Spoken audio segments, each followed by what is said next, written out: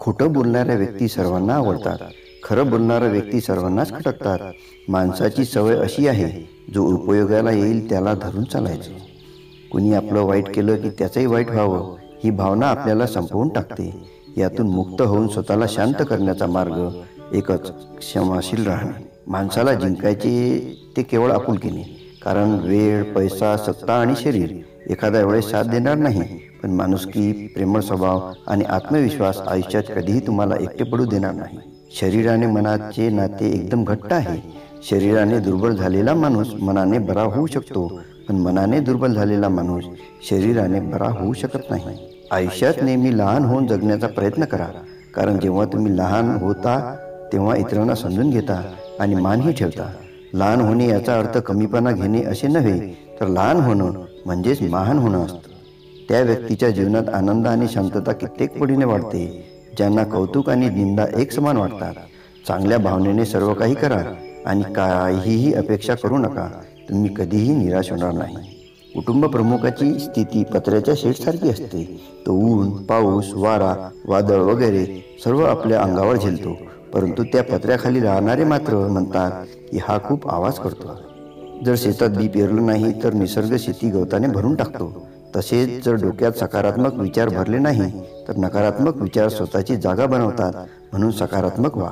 जेव्हा आपण गप्प राहून सर्व सहन करत असतो तेव्हा आपण सगळ्यांसाठी खूप चांगले असतो, पण एकदा तरी सत्य बोलण्याचा प्रयत्न केला तर अचानक आपण सर्वात वाईट व्यक्ती ठरतो. सकाळचे जाग आल्यावरचे क्षण नेहमी शुद्ध असतात, निर्लेप असतात.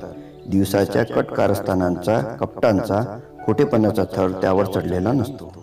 चांगले विचार, चांगली भावना आणि चांगले आचरण हीच आयुष्याची खरी संपत्ती आहे. मित्र वाढले नाही तरी चालेल, पण शत्रूची तरी वाढ करू नका.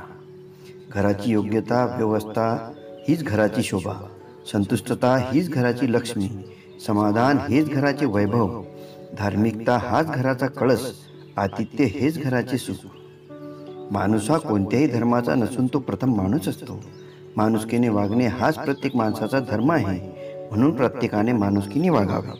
शक्तीपेक्षा युक्ती श्रेष्ठच असते, पण माया, ममता ही त्याहीपेक्षा श्रेष्ठ असते. माणसाला किती आयुष्य मिळणार आहे, मृत्यू कधी येणार आहे हा नशिबाचा भाग असतो, पण लोकांच्या मनामध्ये जिवंत राहणे हा कर्माचा भाग असतो. भूक आहे तेवढेच खाणे ही प्रकृती. भूक आहे त्यापेक्षा जास्त खाणे ही विकृती. आणि वेळ प्रसंगी स्वतः उपाशी राहून दुसऱ्याची भूक भागवणे ही संस्कृती. फांद्या तोडून झाड मरत नाही, घड सोडून माया तुटत नाही, आणि वेश बदलून स्वभाव पालटत नाही. आसक्ती मुळापासून तोडावी लागते. या भूतलावर दानासारखा दुसरा धर्म नाही, लोभासारखा दुसरा शत्रू नाही, सौजन्यासारखे दुसरे भूषण नाही, आणि संतोषा एवढे धन नाही. क्षमेसारखे तप नाही, संतोषापेक्षा मोठे सुख नाही, लोभासारखा रोग नाही, दयेपेक्षा मोठा धर्म नाही. चांगले काम करताना बदनामी झाली तरी घाबरू नये, कारण बदनामीची भीती त्यांनाच असते ज्यांच्यामध्ये इतरांसाठी काम करण्याची हिंमत नसते. योग्य व्यक्तीसमोर व्यक्त होणं आणि अयोग्य व्यक्तीपुढे गप्प राहणे म्हणजे येणाऱ्या संकटांना दूर ठेवण्यासारखे आहे. कोणत्याही व्यक्तीजवळ वादविवाद, भांडण झाले असता आपल्याला सुखी व्हायचे असेल तर आपणच माघार घ्यावी. माणूस जेव्हा जन्माला येतो तेव्हा त्याला सर्व नाती आयतीच मिळत असतात, पण मैत्री हे मोठे नाते मात्र आपल्याला स्वतःच निर्माण करावे लागते. माशांसाठी हवा आणि पाणी जितके आवश्यक आहे तितकेच मानवी जगण्यासाठी आत्मविश्वास आवश्यक आहे. उत्तम दिवस आठवणी देतात, चांगले दिवस आनंद देतात, वाईट दिवस अनुभव देतात व ते सर्व खूप काही शिकवून जातात. बुद्धिमत्ता तुम्हाला सर्वोच्च पदावर नेऊन पोहोचविते, पण तेथे किती काळ टिकून राहायचे हे मात्र तुमचे वर्तन ठरवित असते. काहीही आपलं नव्हतं, काहीही आपलं नाही आणि काहीही आपलं राहणार नाही हे आपण स्वीकारले तर जीवन जगणे सोपे होते. कोणी कौतुक करो व टीका, लाभ तुमचाच. कौतुक प्रेरणा देते तर टीका सुधारण्याची संधी. आयुष्यात कोणावरही फार काळ राग मनात धरून बसू नये. रागवावं, भांडावं व मनमोकळे करून टाकावं, म्हणजेच आपल्याला मानसिक त्रास होत नाही. एखादा क्षण हसवितो तर एखादा क्षण रडवितो, पण या जीवनरूपी मार्गावर येणारा प्रत्येक क्षण जीवन जगण्याची कला मात्र शिकवून जातो. शत्रू आणि मित्र, मान आणि अपमान, सुख आणि दुःख यांची ज्याला जाणीव होते तोच जीवनात यशस्वी होतो.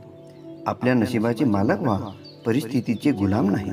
शून्यातून सुरुवात करणाऱ्याला हरण्याची भीती मुळीच नसते. अवघड आहे, कठीण आहे म्हणून सोडून दिलं असतं तर शिवरायांचं स्वराज्य कधीच उभं राहिलं नसतं. सोबत किती लोक असू द्या, शेवटी संघर्ष स्वतःलाच करावा लागतो. म्हणून अडचणीत आधार शोधू नका, स्वतःलाच भक्कम बनवा. डोळे तर जन्मताच देवाने आपल्याला दिलेले असतात. कमायची असते ती नजर. चांगल्यातलं वाईट आणि वाईटातलं चांगलं ओळखायची. ज्याला दुःखातून सुटका पाहिजे असेल त्याला लढावे लागेल, आणि ज्याला लढायचे असेल त्याला अगोदर शिकावे लागेल. कारण ज्ञानाशिवाय लढाल तर पराभव हा निश्चित आहे. खूप कठीण आहे त्या माणसाला हरवणं जो माणूस कठीण परिस्थितीत चालायला शिकला आहे. व्याख्यात्याच्या समोर श्रोत्यांची संख्या कमी असली तरी चालेल, पण त्या श्रोत्यांना व्याख्यानामध्ये मनापासून रस असला पाहिजे. देव प्रत्येक पक्षाच्या चौथीसाठी घास निर्माण करतो, पण तो घास त्याच्या घरट्यात आणून देत नाही. पक्षालाच तो घास शोधून आणावा लागतो. अहिंसेत भित्रेपणाला किंवा दुबळेपणाला मुळीसुद्धा स्थान नाही. हिंसक माणूस कधी काळी अहिंसक होऊ शकेल, पण भित्रा माणूस कधीही अहिंसक होऊ शकणार नाही. आपल्या गुप्त गोष्टी इतरांना सांगणे ही मूर्खपणाची चूक आहे, तर दुसऱ्याने आपल्याला विश्वासात घेऊन सांगितलेले गुपिते इतरांना सांगणे विश्वासघाताचा गुन्हा आहे.